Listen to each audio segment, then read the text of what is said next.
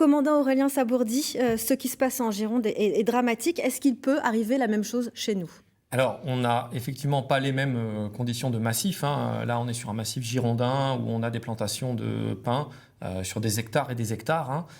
Mais j'ai tendance quand même à dire que dans les catastrophes, ce qui est nouveau, c'est ce qu'on a oublié, hein. Il ne faut pas oublier qu'en 49, déjà, il y a eu un feu important de 50 000 hectares. En 76, à la Palmyre, on a vu un feu aussi de 80 000 hectares.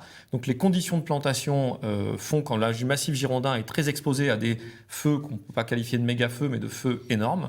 En Haute-Vienne, on a des types de massifs qui sont un petit peu en pin, un petit peu en feuillu, mais en aucun cas on a des massifs aussi grands et aussi indiscontinus qu'on peut retrouver dans les Landes et en Gironde. Donc en clair, chez nous, il y a moins de risques, mais il faut rester prudent.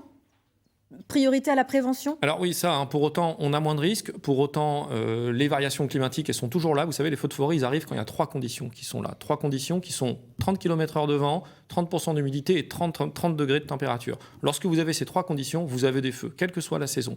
Et ces conditions, malheureusement, on les retrouve de plus en plus tôt dans la saison et de plus en plus longtemps. La biomasse augmentant tous les ans, on a des risques quand même de feux de forêt, de feux d'espace naturel dans la Haute-Vienne, mais qui sont sans commune mesure avec ce qu'on a en Gironde. Oui. Quelles mesures sont prises ou sont en train d'être prises pour nos forêts ? Alors, pour les forêts, d'une manière générale, chez les sapeurs-pompiers, on met en place des indicateurs tous les jours qui nous permettent de définir de la criticité en massif, si c'est sévère, très sévère, et de moduler nos départs et notre prise en compte du risque. La deuxième chose, c'est qu'on est bien meilleur dans les dispositifs préventifs, c'est-à-dire que lorsqu'il y a des territoires où les risques sont très sévères, on va mettre en place des dispositifs préventifs.